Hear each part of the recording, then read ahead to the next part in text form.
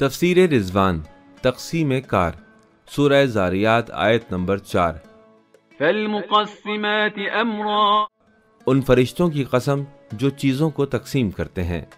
مذکورہ آیت کی تفسیر میں امام رضا علیہ السلام فرماتے ہیں، فرشتے انسانوں کے رزق کو 2 طلوع کے درمیان تقسیم کرتے ہیں، اس لیے جو کوئی اس وقت سوتا رہے گا وہ اپنا رزق وصول کرنے سے پیچھے رہ جائے گا۔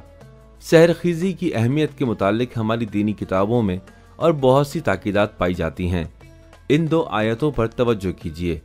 قرآن فجر اہمیت کے اعتبار سے رات دن کے فرشتوں کے لیے مشہود ہے، یعنی صبح کی نماز حضوری کا وقت ہے اور اس وقت رات دن کے فرشتے حاضر ہوتے ہیں۔ تقوی والے سحر کے وقت جاگ رہے ہوتے ہیں اور مغفرت مانگتے ہیں۔ اس کے علاوہ متعدد روایات میں سحر خیزی کو انتہائی ضروری بتایا گیا ہے۔ مثال کے طور پر ایک حدیث میں پیغمبر اکرم فرماتے ہیں، میری امت کی سحر خیزی میں برکت رکھی گئی ہے۔ دلچسپ بات یہ ہے کہ آج کے انسانی علم نے یہ معلوم کر لیا ہے کہ اس پر کیوں زور دیا گیا ہے۔ محققین اور ماہرین دینی مطالب میں سحر خیزی پر تاکید کے بہت سے عملی فائدے ڈھونڈ نکالے ہیں، اور دانشور حضرات اس نتیجے تک پہنچ چکے ہیں کہ صحت، کامیابی اور یہاں تک کہ چہرے کی خوبصورتی کا سب سے اہم راز صبح جلدی اٹھنے میں ہے۔